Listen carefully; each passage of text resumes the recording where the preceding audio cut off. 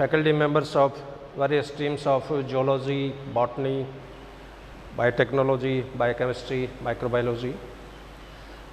जैसा कि आपको पता है कि department of zoology Lohia college Churu के द्वारा एम्ब्रियोलॉजी की एक विशेष व्याख्यान श्रृंखला का आयोजन किया जा रहा है। इसी व्याख्यानमाला के तहत आज मैं कॉम्पिटेंस पे आपसे डिस्कस करूँगा।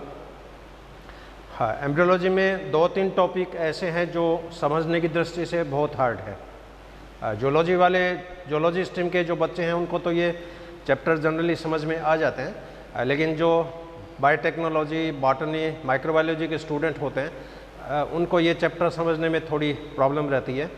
और जितनी भी कॉम्पिटिटिव एग्जामिनेशंस हैं, चाहे वो नेट स्लेट की हो, चाहे जेआरएफ की हो, उनमें इस टॉपिक पे जनरली क्वेश्चंस पूछे जाते हैं। तो मैं इस टॉपिक को बहुत ही सिंपल तरीके से आपको समझाने की कोशिश करूँगा। तो आज का जो टॉपिक है दैट इज़ कॉम्पिटेंस। कॉम्पिटेंस या सामर्थ्य। अब कॉम्पिटेंस क्या है, कॉम्पिटेंस कब स्टार्ट होता है, कॉम्पिटेंस के लिए सेल में क्या क्या प्रॉपर्टीज़ होनी चाहिए, क्या कॉम्पिटेंस इंडक्शन के बिना हो सकता है या कॉम्पिटेंस के बिना इंडक्शन हो सकता है।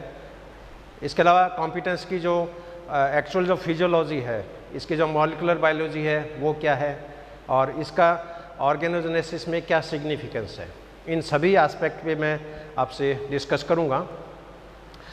पूर्व के व्याख्यान में जैसे अपने कई टॉपिक डिस्कस किए, गैमेटोजेनेसिस है जिसके अंदर गैमेट का प्रोडक्शन होता है, उसके बाद फर्टिलाइजेशन, फिर क्लीवेज, और क्लीवेज के दौरान डेवलपिंग में मॉडुलर स्टेज बनती है, ब्लास्टुलर स्टेज बनती है, गैस्ट्रेशन के दौरान गैस्ट्रुलर स्टेज बनती है, और गैस्ट्रुला में 3 जर्म लेयर्स बनती है, एक्टोडर्म, मेसोडर्म, एंडोडर्म।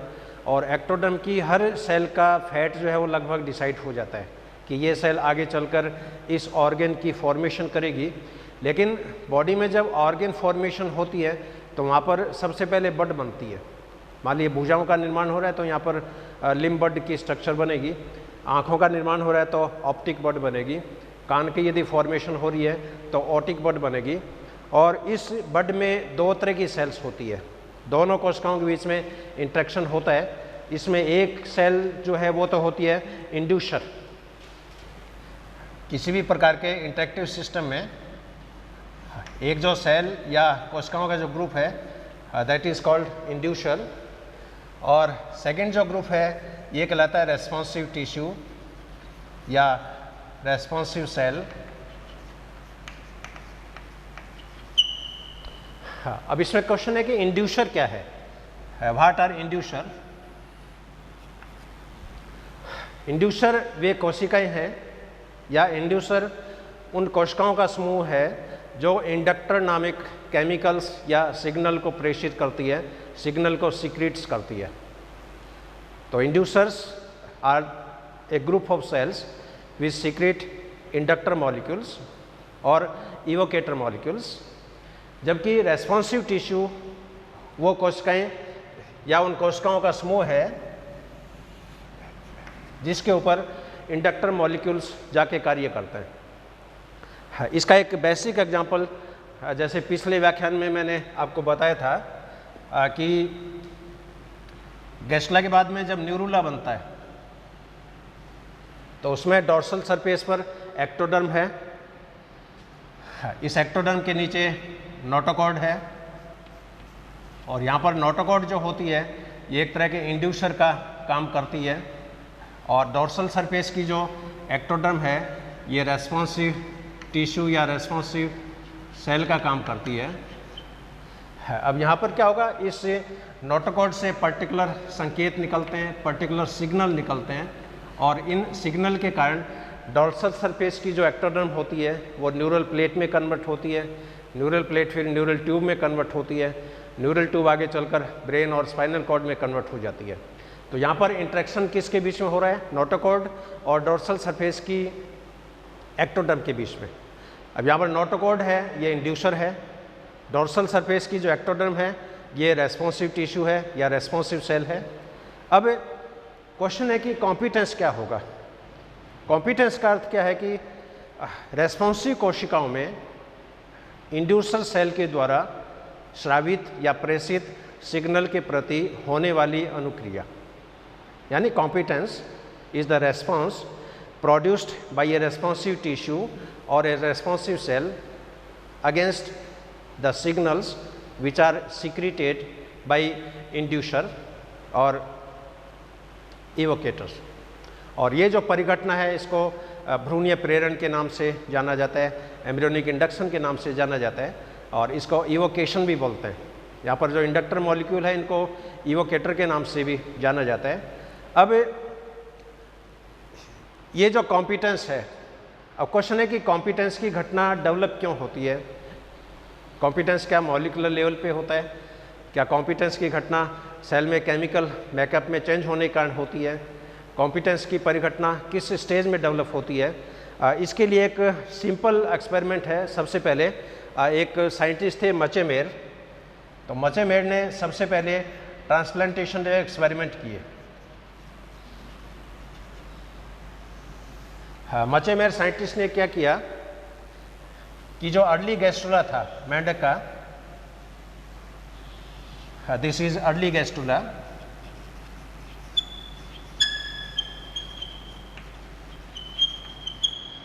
और ये अर्ली गैस्ट्रुला का डॉर्सल लिप, इसको मैं यहाँ पर डीएल के रूप में रिप्रेजेंट कर रहा हूँ, डॉर्सल लिप। और मेंढक में जो डॉर्सल लिप होता है इसके अंदर एम्ब्रियोनिक इंडक्शन की क्षमता होती है, इसको प्राइमरी ऑर्गेनाइजर के रूप में माना जाता है। अब मचेमेर ने क्या किया कि ये जो डॉर्सल लिप जो था, इस डॉर्सल लिप को इन्होंने अलग अलग स्टेज के अंदर ट्रांसप्लांट किया। इस डॉर्सल लिप को इन्होंने मोरुला के अंदर प्रत्यारोपित किया, ट्रांसप्लांटेड इनटू मोरुला स्टेज।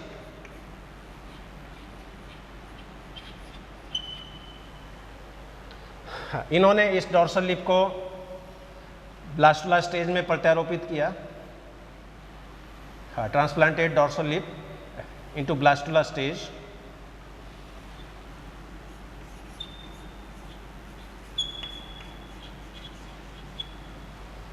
इसी डॉर्सल लिप को इन्होंने मिडिल ब्लास्टुला के अंदर प्रत्यारोपित किया,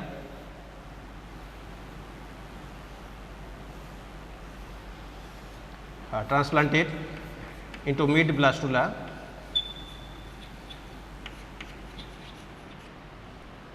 इसी डॉर्सल लिप को इन्होंने लेट ब्लास्टुला के अंदर प्रत्यारोपित किया,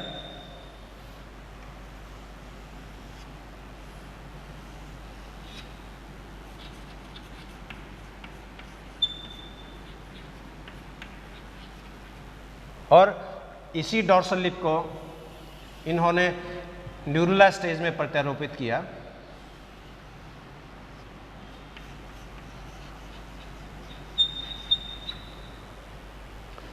अब इस ट्रांसप्लांटेशन एक्सपेरिमेंट में जो रिजल्ट निकले वो बहुत ही इंटरेस्टिंग थे। इस एक्सपेरिमेंट में मचेमेर ने क्या ऑब्जर्व किया, मचेमेर ने मेंढक की जो अर्ली गैस्ट्रुला की डॉर्सल लिप थी, इस डॉर्सल लिप के टुकड़े को काटा और इस डॉर्सल लिप के टुकड़े को मोरुला में प्रत्यारोपित किया। इन्होंने इसको अर्ली ब्लास्टुला में प्रत्यारोपित किया, इसको मिडिल ब्लास्टुला में प्रत्यारोपित किया, इसी टुकड़े को लेट ब्लास्टुला में प्रत्यारोपित किया और इसी टुकड़े को इन्होंने न्यूरुला में प्रत्यारोपित किया।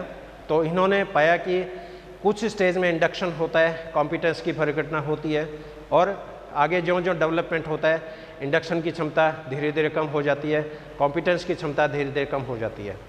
अब इस एक्सपेरिमेंट में मचेमेर ने पाया कि मोरुला के अंदर किसी भी प्रकार का प्रेरण नहीं होता है, there is no induction, there is no competence. लेकिन अर्ली ब्लास्टुला के अंदर इस डॉर्सल लिप के द्वारा इंडक्शन की घटना देखी गई और इसके अंदर ऑर्गेनोजेनेसिस होता है, और जो पर्टिकुलर अंग जो बनना चाहिए वो अंग यहाँ पर डेवलप होता है according to surrounding area. Middle blastula में इंडक्शन की क्षमता और कम हो जाती है, लेट ब्लास्टुला में प्रेरण की क्षमता और कम हो जाती है, और न्यूरुला तक आते आते इंडक्शन बिल्कुल भी नहीं होता है। अब यहाँ पर आप देख रहे हो मोरुला में no induction, no organogenesis, blastula के अंदर इंडक्शन ऑर्गेनोजेनेसिस दोनों प्रेजेंट हैं।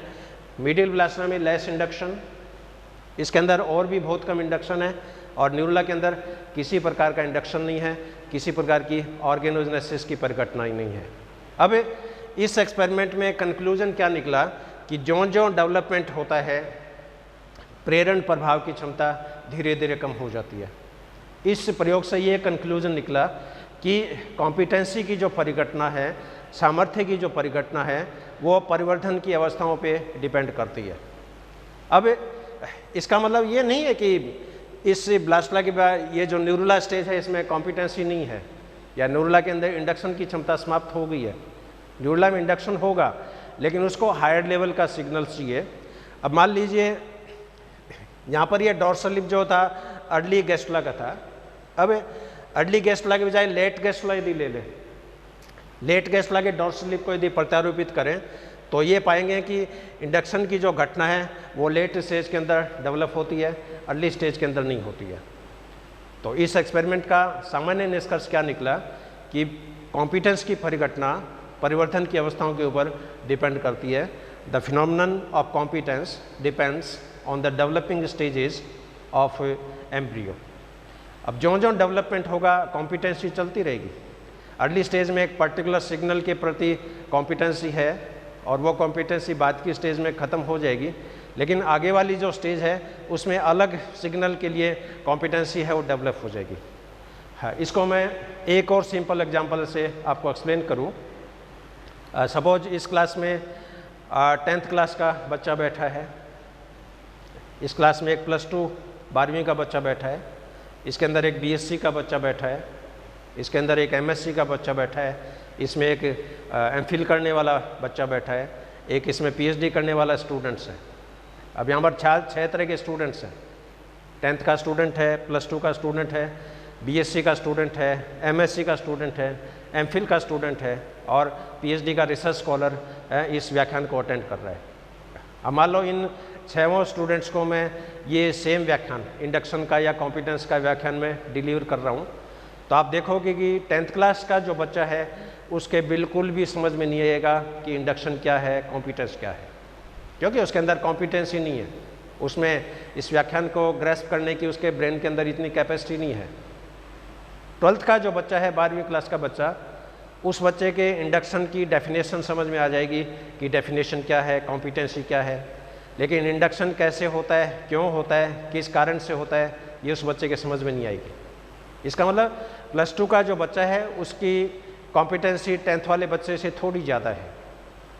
BSc का जो बच्चा है, ग्रेजुएशन का बच्चा, उसके ये टॉपिक समझ में आ जाएगा और BSc वाला जो स्टूडेंट है वो ईजिली अंडरस्टैंड करेगा कि इंडक्शन क्या होता है, कॉम्पिटेंस क्या होता है, इंडक्शन कितने प्रकार का होता है, कॉम्पिटेंस में क्या क्या मैकेनिज्म होती है। लेकिन BSc वाले बच्चे को मॉलिकुलर लेवल पे क्या मैकेनिज्म होती है ये उसके समझ में नहीं आएगी।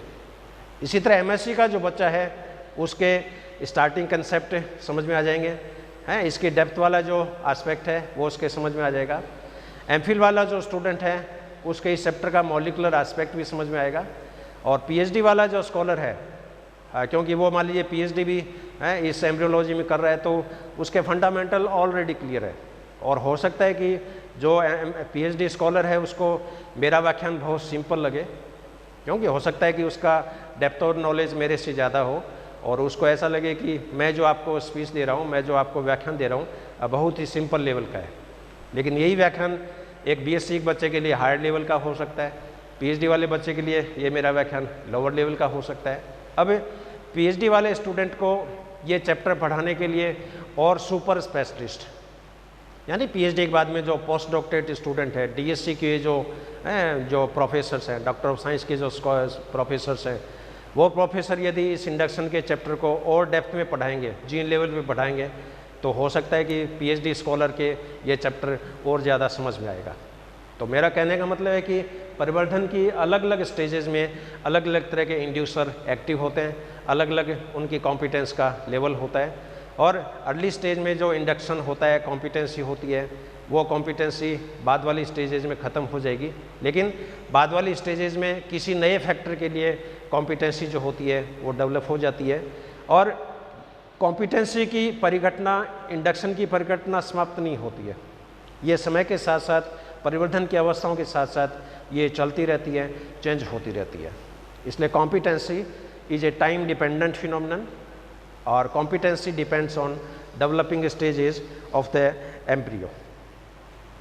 हाँ, इसके बाद में एक साइंटिस्ट और थे, हाँ,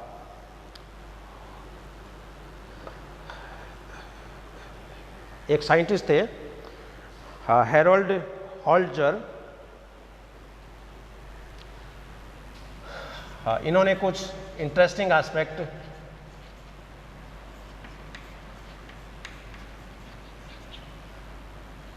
इंडक्शन से संबंधित बताए हैं। हैरोल्ड हॉल्जर ने बताया कि इंडक्शन के दौरान दो तरह की इंटरेक्शन होती है। हाँ, एक इंटरेक्शन तो होती है permissive type, one interaction is permissive type.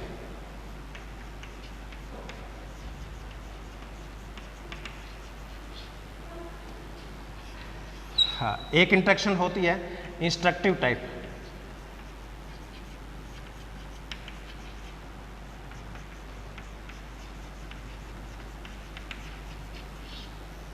हाँ, तो इन्होंने बताया कि ऑर्गेनोजेनेसिस के दौरान, हाँ, इंटरेक्शन के समय दो प्रकार की अन्योन्य क्रियाएं होती है, एक तो परमिसिव इंटरेक्शन और एक इंस्ट्रक्टिव इंटरेक्शन।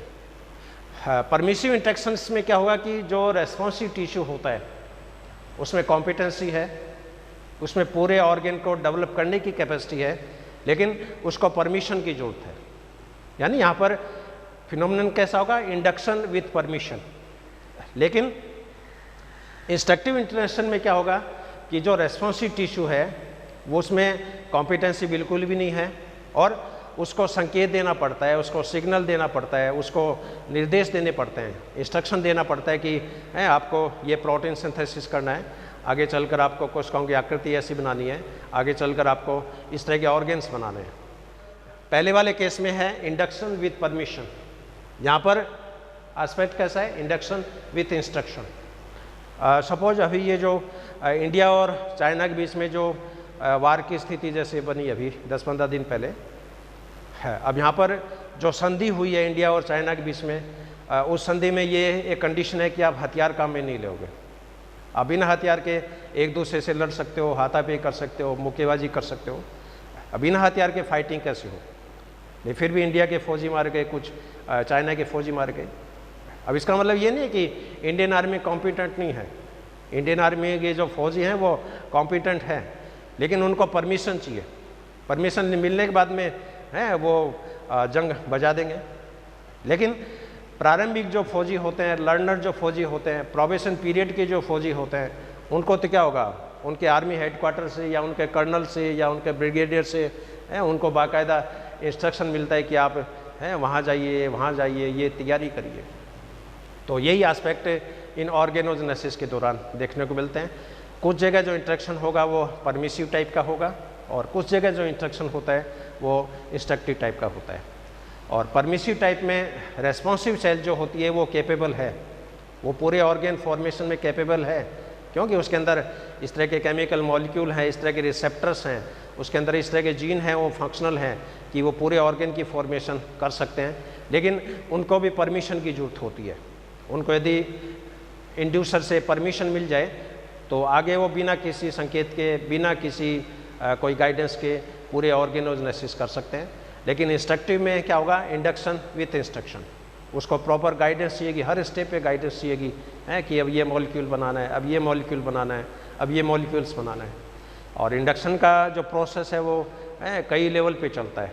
प्राइमरी इंडक्शन होता है, उसके बाद सेकेंडरी इंडक्शन देखने को मिलता है, टर्सरी इंडक्शन देखने को मिलता है, क्वार्टरनरी इंडक्शन देखने को मिलता है, कई बार रिवर्स डायरेक्शन में भी इंडक्शन देखने को मिलता है। तो इस तरह के हायर लेवल की जो इंडक्शन की परिघटनाएं हैं ये आँखों के डेवलपमेंट में देखने को मिलती है, कान के डेवलपमेंट में देखने को मिलती है। तो ये एक सिंपल एस्पेक्ट था, हैरोल्ड हॉल्जर के द्वारा प्रपोज किया था कि ड्यूरिंग इंडक्टिव इंटरेक्शन दो टाइप की वहाँ पर अन्योन्य क्रियाएं होती है, एक तो परमिसिव टाइप और एक इंस्ट्रक्टिव टाइप। इसके पश्चात एक साइंटिस्ट और है, लॉबट्रूप।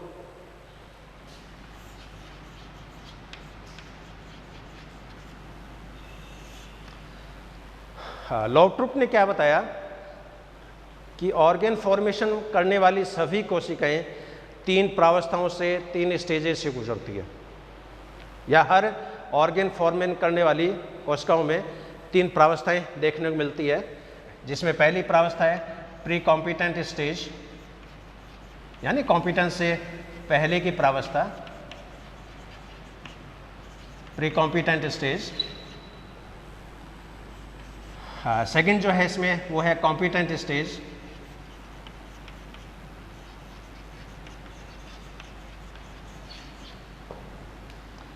हाँ, तीसरी जो है ये है post competent stage.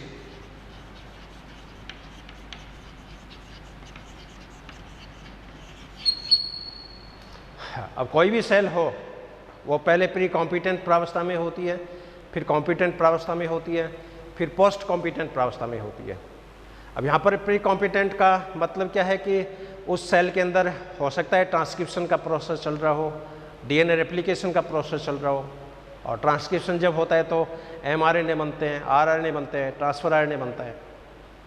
Competent stage में क्या होगा, ये जो आरएनए मॉलिक्यूल्स हैं इनके द्वारा फिर प्रोटीन का सिंथेसिस होगा, और उस सेल के अंदर पर्टिकुलर प्रोटीन्स जब बन जाएंगे, उन प्रोटीन की जब असेंबली हो जाएगी तो उसके अंदर सामर्थ्य की क्षमता जो होती है वो डेवलप होती है, इन प्रोटीन का प्रॉपर ऑर्गेनाइजेशन होता है, और उसके बाद में यही कोशिका पोस्ट कॉम्पिटेंट स्टेज के अंदर आ जाती है। जैसे इस पहले वाले केस में जैसे अपन देखें, जैसे ये डॉर्सल लिप जो था, डॉर्सल लिप को जैसे मोरेला में प्रत्यारोपित किया, ब्लास्टुला में प्रत्यारोपित किया, इसको मिडिल ब्लास्टुला में प्रत्यारोपित किया, लेट ब्लास्टुला में प्रत्यारोपित किया। अब यहाँ पर इस मोरेला के अंदर जो सेल है वो प्री कॉम्पिटेंट स्टेज में है, ब्लास्टुला के अंदर जो सेल है ये कॉम्पिटेंट स्टेज में है, लेट ब्लास्टुला में जो सेल है वो पोस्ट कॉम्पिटेंट स्टेज में है। लेकिन यहाँ पर अर्ली गैस्ट्रुला का ये डॉर्सल लिप था। अब मान लो अर्ली गैस्ट्रुला के बजाय आप मिडिल गैस्ट्रुला का डॉर्सल लिप लें या लेट गैस्ट्रुला का डॉर्सल लिप लें, उस केस में क्या होगा कि जो अर्ली ब्लास्टुला की सेल जो पहले कॉम्पिटेंट थी अब वो प्री कॉम्पिटेंट हो जाएगी, ये वाली स्टेज कॉम्पिटेंट हो जाएगी, आगे वाली स्टेज पोस्ट कॉम्पिटेंट हो जाएगी। तो कहने का अर्थ है कि कॉम्पिटेंसी परिघटना खत्म नहीं होती है। कॉम्पिटेंसी के लिए जो सिग्नल चाहिए उसका प्रारूप बदल जाता है, सिग्नल की इंटेंसिटी बदल जाती है, सिग्नल के केमिकल नेचर्स बदल जाती है, और अलग अलग स्टेज में सेम सेल अलग अलग सिग्नल्स के प्रति अनुक्रिया दर्शाती है। अब जैसे मान लीजिए मेरे पर जैसे मैं एग्जांपल लूँ, है अब मेरे को जैसे 30 साल पढ़ाते हुए हो गए, मेरा एमएससी है वो भी एम्ब्रियोलॉजी में स्पेशलाइजेशन है, एमफिल भी मेरी एम्ब्रियोलॉजी में है, और रिसर्च का मेरा थोड़ा पार्ट है वो भी मेरा डेवलपमेंट बायोलॉजी में है। अब मेरे को इस चैप्टर को समझाने के लिए हायर लेवल के प्रोफेसर्स की आवश्यकता है। बीएससी का बच्चा यदि कोई मुझे ये चैप्टर टीचिंग करे तो मुझे अजीब सा लगेगा कि इसको नॉलेज नहीं है, इसको बिल्कुल भी नहीं आता है। एमएससी क्या बच्चा ये टॉपिक मेरे को पढ़ाए तो थोड़ा बहुत मैं उसको अप्रिशिएट करूँगा कि बच्चा इंटेलिजेंट है, कैपेबल है, आगे चल कर ये बच्चा जो है वो प्रोग्रेस करेगा, राइज करेगा। एक जो यंग जो अपॉइंटेड लेक्चर्स है, मान लीजिए वो दिल्ली यूनिवर्सिटी के प्रोडक्ट है, बनारस हिंदू यूनिवर्सिटी के प्रोडक्ट है क्योंकि वहाँ पर सिलेबस है और डेप्थ में है। अब वो बच्चा ये टॉपिक यदि मेरे को पढ़ाए तो मेरे को थोड़ा अच्छा फील होगा कि बच्चा ये कैलिबर वाला है, कॉम्पिटेंट है, नॉलेज है। और हायर लेवल के जो प्रोफेसर यदि पढ़ाए तो मेरे ज्ञान के चक्षु हैं वो भी खुल जाएंगे, और उस केस में हो सकता है मैं अपने आप को कॉम्पिटेंट नहीं समझूँ। तो कहने का अर्थ है कि परिवर्तन की अलग अलग अवस्थाओं में अलग अलग डोज के सिग्नल्स की आवश्यकता होती है, अलग अलग डोज के केमिकल्स की आवश्यकता होती है। अब कई बार तो ये भी बच्चे पूछते हैं कि इंडक्टर क्या है, इंडक्टर की केमिकल नेचर क्या है, क्या इंड्यूसर का जीवित होना आवश्यक है, क्या मरी हुई कोशिका इंड्यूसर का काम कर सकती है। इसके बारे में कुछ जो कंक्लूजन है वो मैं आपसे शेयर करूँगा। इंड्यूसर जो है वो जीवित कोशिकाएं भी हो सकती है, मृत कोशिकाएं भी हो सकती है। जो कई बार ये भी एक्सपेरिमेंट किए गए कि यहाँ पर जो डॉर्सल लिप है, इस डॉर्सल लिप को बॉईल कर लिया, गर्म पानी में उबाल लिया, इसको तेजाब के साथ इसको डिस्ट्रॉय कर दिया, और इस मृत ऊतक को भी जब प्रत्यारोपित करते हैं तो उसके अंदर इंडक्शन की परिघटना देखने को मिलती है। तो कहने का अर्थ है कि इंड्यूसर के जो टिश्यूज़ हैं, सेल है, वो जीवित कोशिका में भी, जीवित अवस्था में भी अपना प्रेरण प्रभाव प्रदर्शित करती है और मृत अवस्था में भी अपना प्रेरण प्रभाव प्रदर्शित करती है। अब इंडक्टर की केमिकल नेचर क्या हो सकती है? तो अलग अलग एनिमल्स में अलग अलग तरह के केमिकल्स जो है डिटेक्ट किए गए। कुछ केसेस में ये इंडक्टर कार्बोहाइड्रेट है, कुछ केसेस में ये प्रोटीन के मॉलिक्यूल है, कुछ केसेस में स्टीरॉयड के मॉलिक्यूल्स हैं, कई जगह मिनरल है वो इंडक्टर का काम कर रहे हैं, कुछ जगह जो आयन है वो इंडक्टर का काम कर रहे हैं। कई बार कम वोल्टेज का जो करंट है मिली वोल्ट में वो करंट है वो भी एक तरह का इंडक्टर का काम कर रहा है। और कई बार तो ये देखा है कि जस्ट सेल एक दूसरे के कांटेक्ट में आई है, कांटेक्ट में आने के बाद उनको सेपरेट कर दो, कांटेक्ट में आते ही उसके अंदर प्रेरण की जो परिघटना है वो संपादित हो जाती है। तो यहाँ पर कंक्लूजन क्या निकला कि इंड्यूसर जो होते हैं वो जीवित भी हो सकते हैं, मृत भी हो सकते हैं, और इंडक्टर की केमिकल नेचर कुछ भी हो सकती है। इंडक्टर में भी कार्बोहाइड्रेट, इंडक्टर में भी स्टीरॉइड, इंडक्टर में भी प्रोटीन्स, इंडक्टर में भी न्यूक्लिक एसिड, इंडक्टर में भी एनी मिनरल्स, इंडक्टर में भी आयंस, और इंडक्टर में भी low voltage DC current, direct current. हाँ, अब इसमें एक एक्सपेरिमेंट में लिम्ब डेवलपमेंट का जैसे मैं शेयर करूंगा आपसे। तो यहाँ पर मैं कुछ इंटरेस्टिंग एग्जांपल आपसे शेयर करूंगा।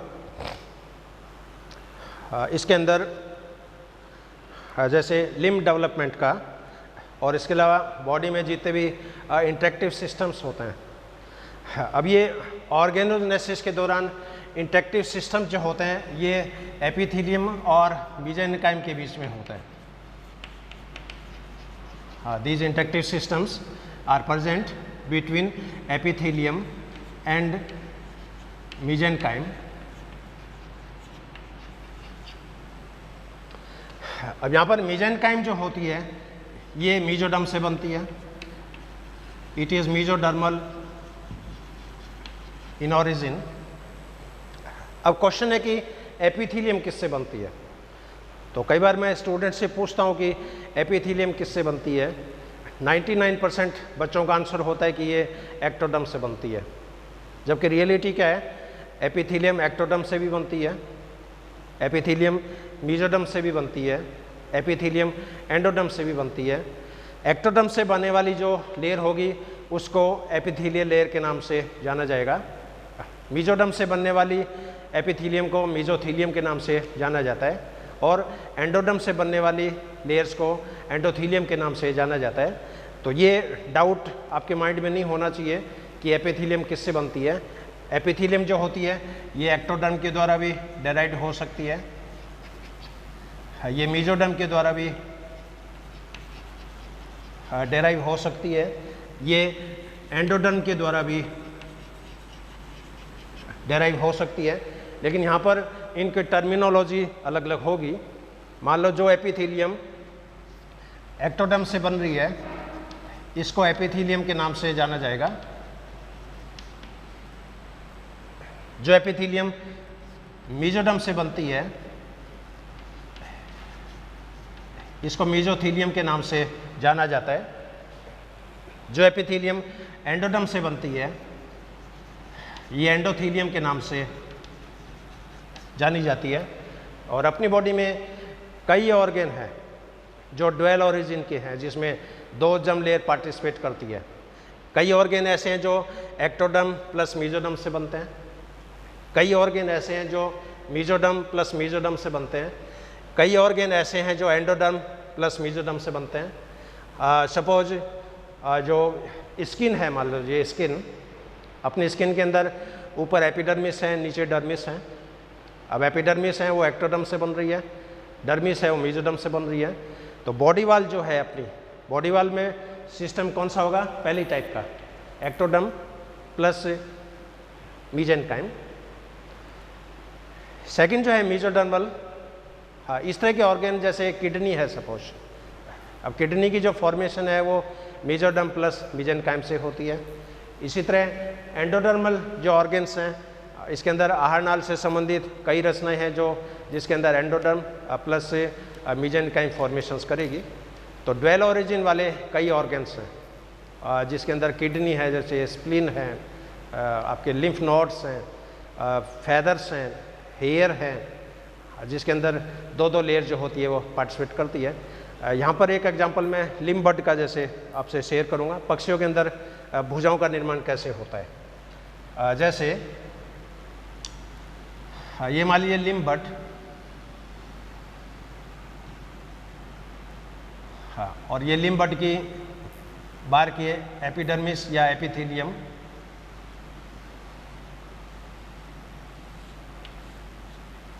हाँ, इसको यहाँ पर AER के नाम से जाना जाता है, एपिकल एक्टोडर्मल रिज, और ये एक्चुअल में एक्टोडर्मल लेयर है, एपिथेलियल लेयर है, और इस AER के नीचे मेसेंकाइम की कोशिकाएं हैं।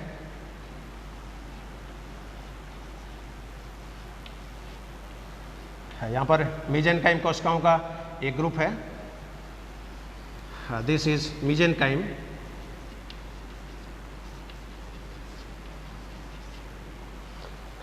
अब यहाँ पर दो सेल्स के बीच में इंटरेक्शन होगा, यहाँ पर मेसेंकाइम की सेल्स भी है, यहाँ पर एक्टोडर्म की सेल्स भी है, और ये एक्चुअल लिम्फ बड है। अब यहाँ पर इंडक्शन होगा, कॉम्पिटेंस होगा, ऑर्गेनोजेनेसिस होगा। तो नॉर्मल केस में यदि ये परिघटनाएं चलती रहती है तो इसके अंदर अग्र भुजाओं का निर्माण होता है, फोरलिम्ब,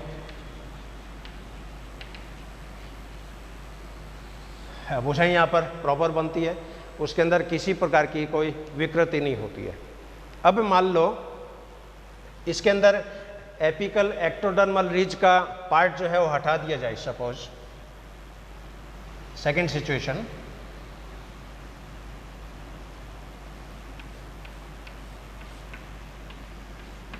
जिसमें AER को हटा दिया है, हाँ, और नीचे मेसेंकाइम की सेल्स यहाँ पर उपस्थित है। मेसेंकाइम की सेल्स है, लेकिन मेसेंकाइम की जस्ट ऊपर जो एपिकल एक्टोडर्मल रिज थी उसको रिमूव कर दिया। इस केस में भुजाओं का निर्माण नहीं होता है, नो लिम्ब। कई बार मान लो इसके अंदर एक एक्स्ट्रा एपिकल एक्टोडर्मल रिज यहाँ पर इम्प्लांट कर दी,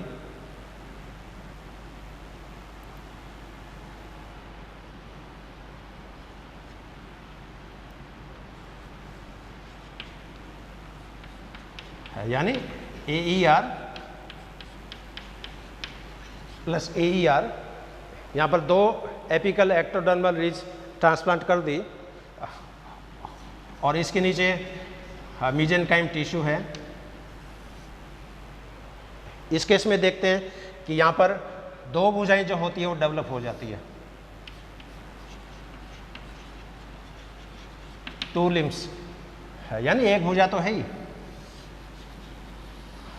इस एक भुजा के साइड में एक भुजा और डेवलप हो जाती है, तो दो भुजाएं एक ही जगह से यहाँ पर ऑरिजिन होती है।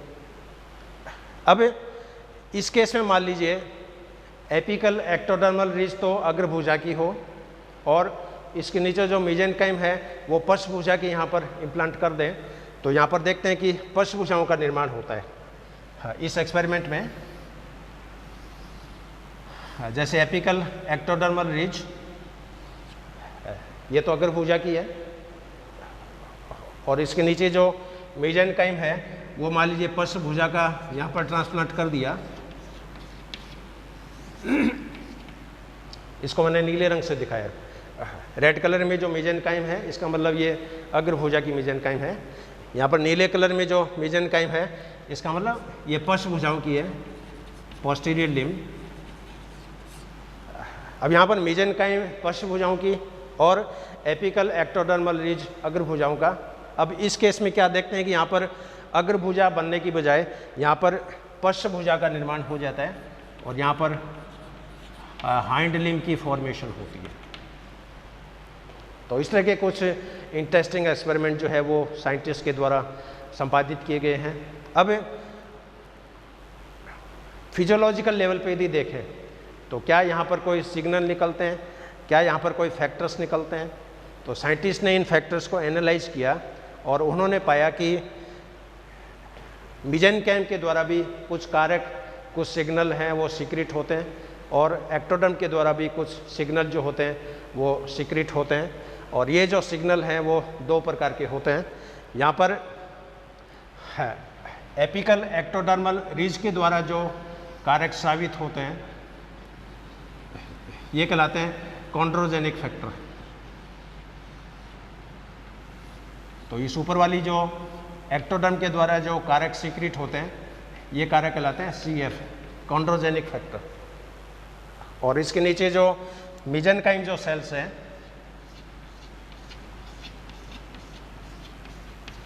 इन सेल से जो सिग्नल सीक्रेट होते हैं ये सिग्नल कहलाते हैं AER-MF, यानी एपिकल एक्टोडर्मल रीज मेंटेनेंस फैक्टर। तो इस इंटरेक्टिव सिस्टम में एक्टोडर्म है वो भी सिग्नल प्रेषित कर रही है, वो भी पर्टिकुलर जो केमिकल है, हार्मोन्स हैं वो सीक्रेट कर रही है। और इसके नीचे जो मेसेंकाइम है वो भी केमिकल सीक्रेट कर रही है। मेसेंकाइम द्वारा स्रावित कारक ये कहलाते हैं एपिकल एक्टोडर्मल रीज मेंटेनेंस फैक्टर। इसका काम होता है कि एपिकल एक्टोडर्मल रीज को मेंटेन रखना, उसको बनाए रखना। इसी तरह एक्टोडर्म के द्वारा जो फैक्टर स्रावित होते हैं ये फैक्टर कहलाते हैं कॉन्ड्रोजेनिक फैक्टर। ये मेसेंकाइम को बनाए रखते हैं, क्योंकि बॉडी में जब भुजाओं का निर्माण होता है, चाहे वो अग्र भुजा हो चाहे फर्स्ट भुजा हो, तो उसमें स्किन बन गई, एपिडर्मिस बन गई, डर्मिस बन गई, वो बात ठीक है, लेकिन इन भुजाओं के अंदर हड्डियों की फॉर्मेशंस भी होनी चाहिए, इनके अंदर कार्टिलेज की फॉर्मेशंस भी होनी चाहिए, इसके अंदर ह्यूमरस भी बनेगी, रेडियोल्ना भी बनेगी, कार्पल भी बनेगी, टार्सल्स भी बनेगी। तो इन दोनों चीज़ों को बनाने के लिए ये दोनों सेल्स आपस में एक दूसरे का म्यूचुअल कोऑपरेशन करती है, एक दूसरे की हेल्प करती है, और दोनों एक दूसरे को बनाए रखने के लिए हेल्पफुल होती है, और दोनों के मेंटेनेंस के लिए रेसिप्रोकल फैक्टर एक दूसरे की हेल्प के लिए यहाँ पर सीक्रेट होते हैं। तो ये एक लिम्ब बड का जैसे एक सिंपल एग्जांपल है। और इसी तरह बॉडी में जितने भी ऑर्गेन्स बनेंगे, चाहे वो हार्ट का डेवलपमेंट हो, चाहे ब्रेन का डेवलपमेंट हो, चाहे लीवर का डेवलपमेंट हो, चाहे किडनी का डेवलपमेंट हो, हर डेवलपमेंट में आपको मेसेंकाइम सिस्टम देखने को मिलेगा।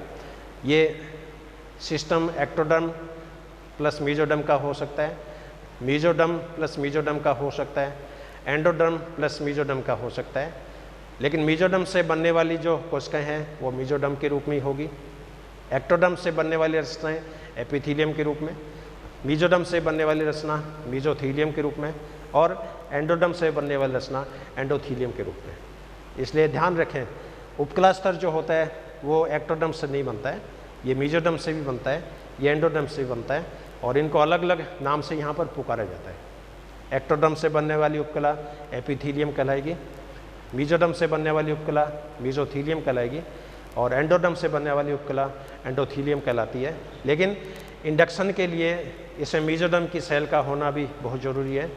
सिंगल कैटेगरी की सेल, सिंगल जर्म लेयर की जो सेल होती है वो न तो प्रेरण प्रभाव उत्पन्न कर सकती है, न ही उसके अंदर कॉम्पिटेंसी घटना जो होती है वो डेवलप होती है। अब क्वेश्चन है कि मॉलिक्यूलर लेवल पे ये परिघटना कैसे संपन्न होती है, तो इसको मैं बहुत ही सिंपली फ्लो चार्ट के रूप में आपको एक्सप्लेन करूँगा। अब कॉम्पिटेंसी की परिघटना कैसे होती है इसको मैं फ्लो चार्ट के रूप में आपको जैसे एक्सप्लेन करूँगा। सपोज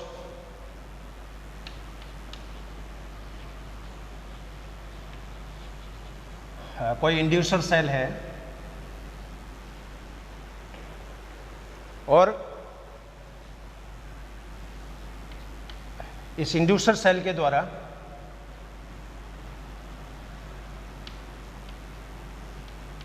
इंडक्टर का स्राव होता है।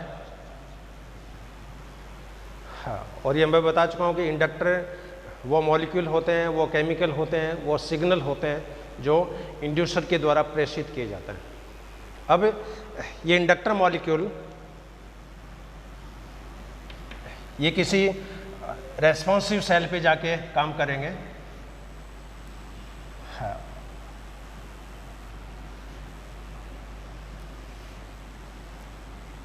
रेस्पॉन्सिव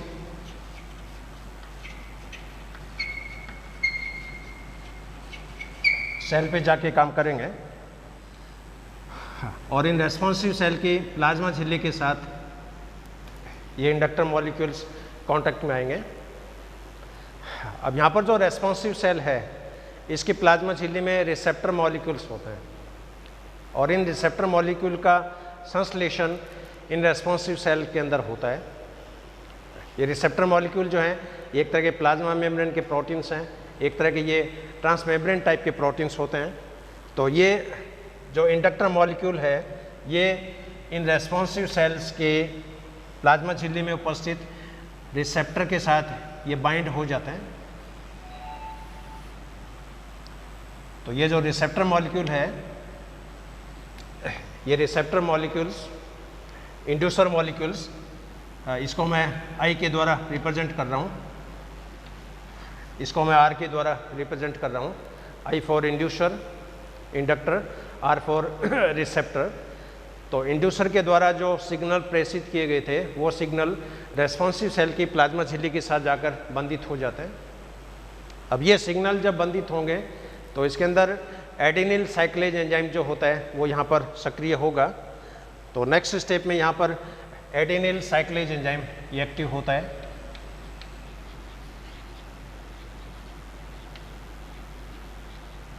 और ये परिघटना ठीक उसी तरह है जैसे कोई हार्मोन का एक्शन होता है। हार्मोन जैसे प्राइमरी मैसेंजर होता है, साइक्लिक एएमपी सेकंड मैसेंजर होती है, उसी तरह यहाँ पर ये जो इंडक्टर मॉलिक्यूल है एक तरह का ये प्राइमरी मैसेंजर है। अब यहाँ पर जो साइक्लिक एएमपी बनेगी वो एक तरह की सेकेंडरी मैसेंजर है।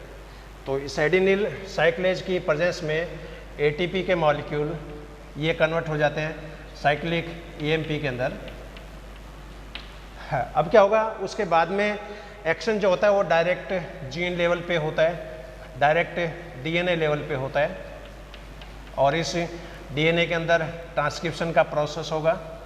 उस ट्रांसक्रिप्शन के अंदर आरएनए बनेंगे, तीनों तरह के आरएनए, चाहे वो एमआरएनए हो, चाहे वो आरआरएनए हो, चाहे टीआरएनए हो।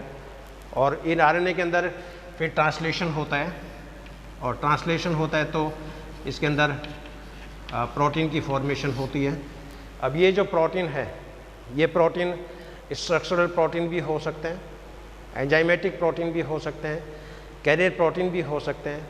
ये प्रोटीन साइटोप्लाज्म के अंदर भी डिपॉजिट हो सकते हैं। ये प्रोटीन सेल के अंदर, सेल मेम्ब्रेन के अंदर जाकर भी ये डिपॉजिट हो सकते हैं। अब इसके बाद में क्या होगा, सेल की आकृति परिवर्तित होती है और सेल की आकृति यदि परिवर्तित हो रही है इसका मतलब इंडक्शन का प्रोसेस चालू हो गया है, कॉम्पिटेंस की परिघटना चालू हो गई है। यदि सेल की आकृति में कोई परिवर्तन नहीं हो इसका मतलब वहाँ पर प्रेरण प्रभाव नहीं हो रहा है, कॉम्पिटेंसी परिघटना वहाँ पर संपादित नहीं हो रही है और वहाँ पर ऑर्गेन फॉर्मेशन नहीं होगी।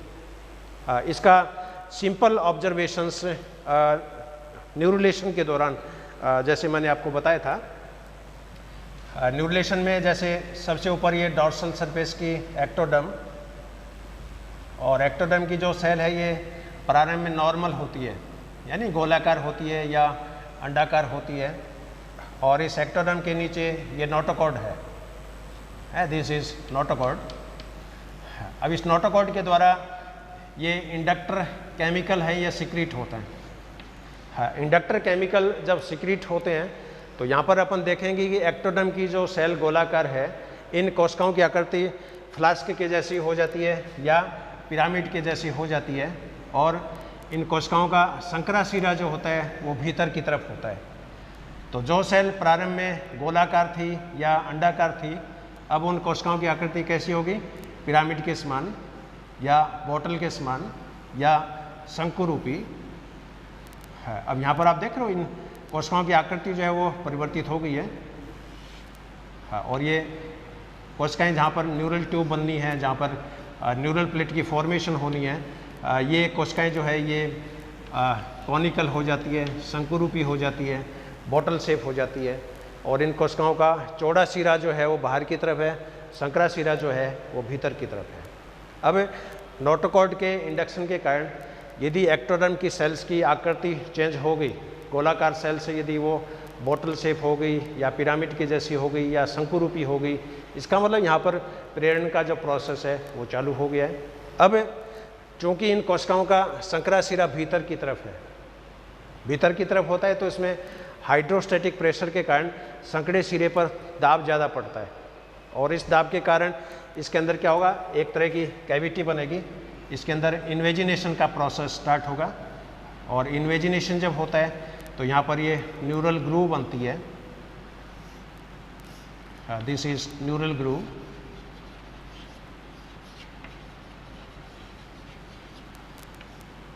ये न्यूरल फोल्ड, ये न्यूरल फोल्ड फिर एक दूसरे की तरफ अप्रोच करते हैं, हाँ, और दोनों ओर के न्यूरल फोल्ड आपस में मिल जाते हैं, और अंत में क्या होगा, हाँ, ये न्यूरल ट्यूब इस एक्टोडर्म से सेपरेट हो जाती है। अब ये खोखली नलिका का रचना न्यूरल ट्यूब कहलाती है।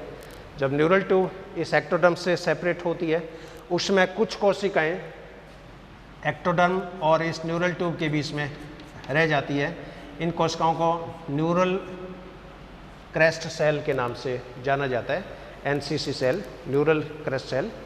और ये न्यूरल क्रेस्ट जो सेल होती है, इसका आगे डेवलपमेंट के दौरान इसे मेजेनकाइम बनती है, इसे दांतों की डेंटिन बनती है, इसे मेलानिन पिगमेंट बनते हैं।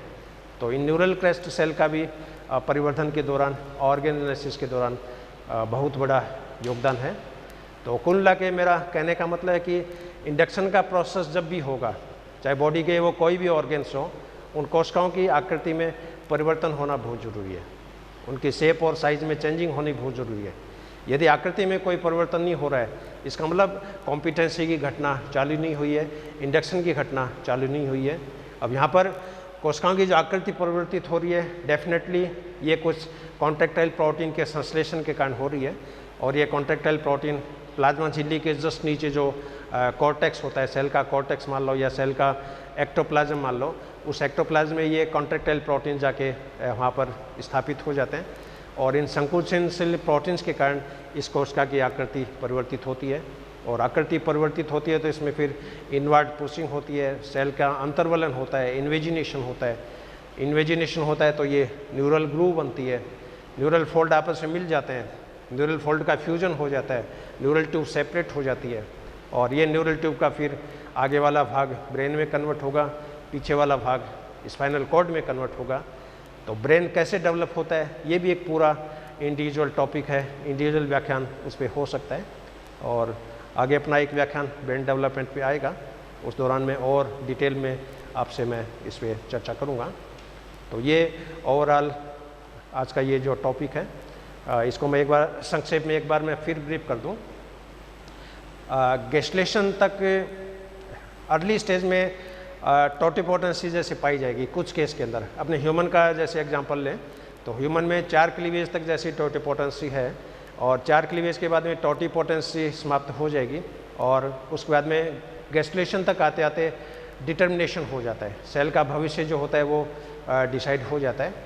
और गैस्ट्रेशन के बाद में ऑर्गेनोजेनेसिस का प्रोसेस स्टार्ट होता है। तो सबसे पहले नर्वस सिस्टम बनता है बॉडी में, चाहे कोई भी एनिमल्स हो।